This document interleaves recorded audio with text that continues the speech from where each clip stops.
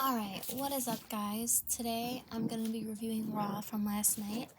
I apologize for the lack of activity lately with my videos. I had a sore throat that would just not go away for like a week straight.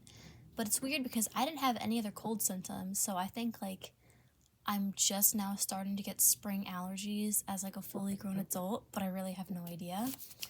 Gonna review Raw from yesterday.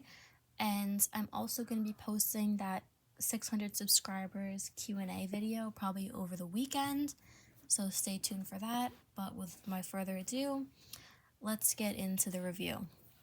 So the show opened up with Lesnar and Heyman, and we're told that the match with him and Obafemi at WrestleMania, the Open Challenge match, is the match the world is talking about, which is funny because I really haven't seen people even talk about this as much as other matches that are happening on the show that are coming up. So I don't know how it's the match that the world is talking about, but whatever, they want to hype it up, that's fine. So anyway, Heyman starts talking in Lesnar's defense, saying, last week Lesnar got kind of blindsided and caught off guard because he had just beaten up Rollins' crew of masked jobbers, and that's the only real reason why Obafemi was able to pull one over on him. And then they start talking about how basically Obafemi is peaked and Obafemi is going to get beaten by Lesnar at WrestleMania. Then Obafemi himself comes out. He confronts Lesnar. Lesnar goes for the F5, but then Obafemi counters it and he's able to throw Lesnar out of the ring. Lesnar does try to fight back a little bit, but he's held back by Heyman. The commentators, I want to say it was Corey Graves and Michael Cole. They're like really trying to sell Lesnar as being an underdog in this match, which I think is just ridiculous. I don't think it's believable at all in any context that Lesnar's gonna be an underdog unless his opponent is literally like 8 feet tall. But pretty much what I think is gonna happen, I think it's pretty obvious that they're setting up Lesnar to win this because they're going with the underdog angle with this. And the thing is that it's gonna kind of Obafemi, I think Heyman was right. I think Obafemi is gonna peak here, and that's gonna be it, because after that, what else are they really going to do with him? He's just going to go back to, I don't know, squashing people like Rusev? Like, I really don't know what the direction for him is going to be next if he can't be Lesnar at WrestleMania. So then we get the Usos versus the Vision. I could have sworn this was for the tag belts because I feel like they talked about going after the tag titles last week on Raw, but apparently it wasn't. This match was pretty much nothing special. At one point, Logan Paul busted out some brass knuckles trying to cheat to win the match, but then LA Knight comes out, and then the Vision win via DQ. I don't know. I don't really care about this feud, honestly, if you can even call it that. The Vision are basically done. At this point, it's just kind of humiliation after humiliation, mogging after mogging, if you will. They're being mogged and humiliated every single week. So, yeah, pretty much, nothing really to say about this segment. I don't really know what LA Knight's involvement in this is. I feel like he should definitely have like a feud where he's one of the two main components of it. They're kind of wasting him in this, in my opinion. So then after that, we had Becky Lynch came out and she starts cutting a promo about how, these fans are so ungrateful because they like AJ over her, even though AJ left for 10 years. And she's talking about how her daughter is like a massive AJ fan, and it disgusts her that AJ won the IC title. And then the thing is, she starts going into burying the Divas division and talking about, I murdered I'm doing my Rhea Ripley, but I'm really bad at impressions, by the way, so I'm trying to do like an Irish accent, but I don't really know if that's gonna work out, but we'll try it. She's like, I buried the Divas division. The Divas division was ripped to shreds by me. That was horrible, I'm sorry. But like, I had a question. What year is this? It's 2026. The Divas division hasn't been a thing since 2016 when they retired the title in favor of the new women's title, whatever. It's like you're still using the Divas division as cheap heat, or, to get like a cheap reaction from the crowd in 2026. You're still using that to make your point. You were barely part of the Divas era. You were part of the Divas era for maybe like a few months to a year. And it's like, it doesn't really hit the same anymore. Like maybe if this was like 2012, and you're talking about how you want to destroy the Divas division, maybe it would hit a little bit harder, but we really shouldn't still be using the Divas division as a dig 10 years after the fact that it was disbanded, in my opinion.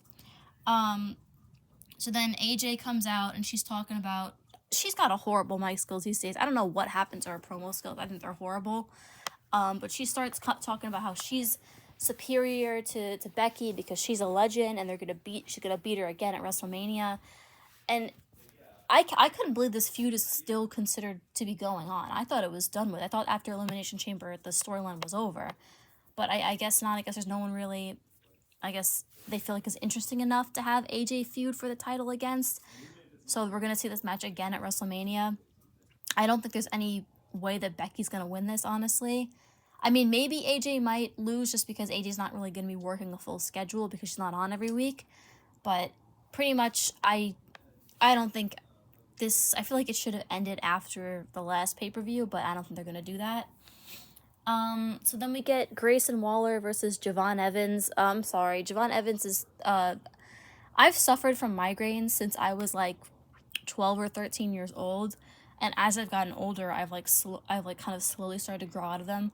But his entrance, like with the flashing lights and everything, and the constant camera cuts and everything, that almost gave me like a migraine on set. I really had to turn I see my TV off. I was watching it on my iPad, but I really had to like turn it off for a second because I couldn't deal with watching that entrance.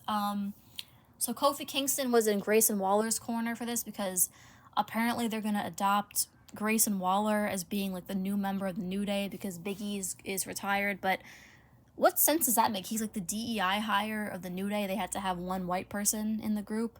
I feel like he would have fit more into the Vision. I don't know why he's not in the Vision, because if they're trying to like, half the Vision at this point is gone. So if they're trying to find someone who can replace it, because the Vision at this point is basically a tag team, why not put Grayson Waller? He kind of fits in with the group with Logan Paul, because Grayson Waller's gimmick is that he's like a social media influencer. Logan Paul actually is a social media influencer, so he probably would fit better in that group compared to the New Day. But yeah, Kofi Kingston was in his corner. Kofi Kingston was dressed like Lilo from Lilo and Stitch. For some reason, he had like a red sweatpants and a red hoodie with white like hibiscus flowers printed on it, so he looked just like Lilo. Yeah, Javon Evans won pretty obviously. It was a pretty predictable match. To move on, I think this was the point where I had stopped because I went to go take a shower, so I missed like a chunk of the show, but I imagine I probably didn't miss much. So then we go backstage. We're with Heyman, and Heyman is demanding that Adam Pearce book the Vision versus the Usos in a street fight for the tag titles. And like I said, I could have sworn that the tag title match was happening this week, but I guess I was wrong. Yeah, it's going to be a street fight. And once again, this just makes it look like Adam Pearce has no control over his show, because Heyman is just like, Heyman's not even asking him. Heyman's just telling him. And Adam Pearce is like, okay, like, we'll do it. Like, he's got no control over his own show. Like, it kind of seems like he's just a completely spineless, like, general manager. And then Pierce reminds him that he has to go address Seth Rollins tonight because he requested some time to do that. So then that's going to happen later today. So then we get Heyman. Heyman starts saying that he demands answers from Rollins for his recent behavior, and then Rollins comes out in the mask. I don't know why he's still in the mask. Like, we know it's him now, so like, what's the point of the mask thing? But anyway, Heyman reveals that he filed a restraining order against Rollins, and Rollins is in violation of that. So the cops come and they arrest Rollins, and then Heyman starts talking about how Rollins' life is over and blah blah blah. So basically, Rollins is having a feud against Heyman, not against anyone else in the group. Like, it's more specifically targeted towards Heyman. I mean, the segment wasn't bad, honestly. I saw some people who said they didn't like it. I thought it was okay. It was good for what it was, honestly. I wasn't expecting them to go down that route where Rollins gets arrested and all of that, so that was kind of cool to see. It was kind of a nice surprise. So then we're backstage with the Kabuki Warriors, and Asuka was yelling at Kairi Sane for something, and then Io Sky and Raquel Rodriguez got involved, and the acting in this segment was honestly so bad, and I couldn't understand what anyone was saying, so I just don't care. Liv Morgan comes out, and she gets sneak attacked by Stephanie that care, and this carries over to the backstage area. It was good. I like seeing more backstage segments in WWE now, because I just like it. Like, I like seeing backstage segments where stuff happens outside the ring. My only complaint with this is that for some reason, like, with the way it was filmed, like, the lights were off, so you couldn't really see entirely what was going on. Anyway, so then there was a match with Dirty Dom and Penta for the IC title. The match was terrible. There was really nothing going on. I really can't tell you one spot that even happened. It wasn't a good match at all. Balor interrupted. He started brawling with JD McDonough, and that cost Dom the match. And then he starts trying to beat up Dom. Dom runs away, and then he starts beating up more on McDonough. So Balor's kind of trying to get his revenge for all the stuff that went on last week. I get why they're doing it. I just feel like Balor kind of always felt kind of irrelevant to this whole stable. So it's nice to see him actually trying to go out there and do stuff. But yeah, I mean, I don't really have much to say about the segment. It was kind of what you expected to happen, considering what happened last week. So then we got the CM Punk and Roman Reigns segment. Obviously, this was like kind of like the main event segment of the night. So he starts talking about how, Reigns can't do anything without his cousins, and his cousins can't do anything without him.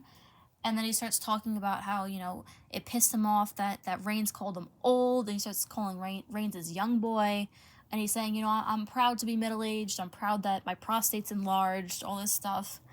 So basically, this feud now is based on age. So we have Rhea Ripley and Jade Cargill feuding over whose muscles are bigger. And now we have Roman Reigns and CM Punk feuding over who's old, I guess. I mean, that's kind of seems like the direction they're going in, which in my opinion is a horrible direction to go with it. This has the potential still to be an interesting feud. If that's the direction they choose to go with it, then that's a big, big misstep on their part. So then the Usos The Usos come out, and Usos come out in his defense, and Jay starts trying to go after Punk. He's like, why you insult my family, blah, blah, blah. And then Jimmy's trying to convince him to start calming down. Reigns comes out, and he's like, respectfully, you guys gotta mind your own business and let me handle this. And then kind of a brawl in the ring ensues, and then Roman Reigns slammed Punk into the ring post and the announce table and just beat the fuck out of him. That was probably the best part of the segment, in my opinion. It was exciting. It was cool to see. And that's the part of the segment that I'm going to praise. But they do need to change this feud up a little bit, because right now it's kind of looking like it's going to be a very weak storyline. And time is running out. So hopefully that ends up in something a little bit more interesting than what it's based on now. And then one more thing I want to rant about. Well, two things I want to rant about. Number one, it's a 2.5 hour show.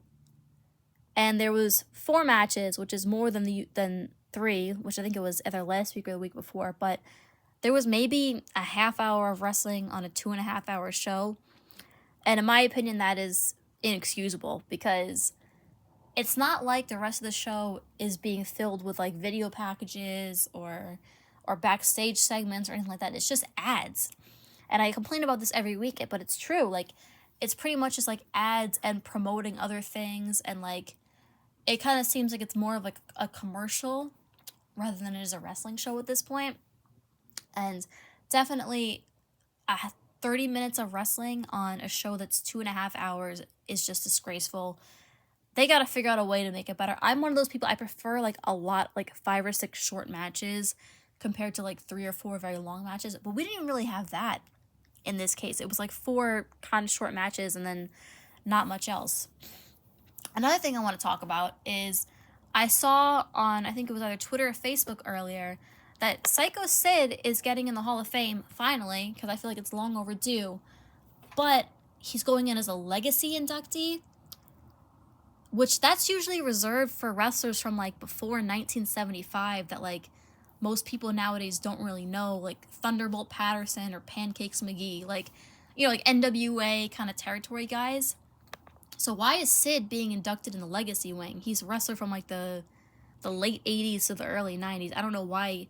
It kind of seemed like they had to twist the knife one last time with him, because You know, obviously he wasn't really too big of a fan of being a wrestler.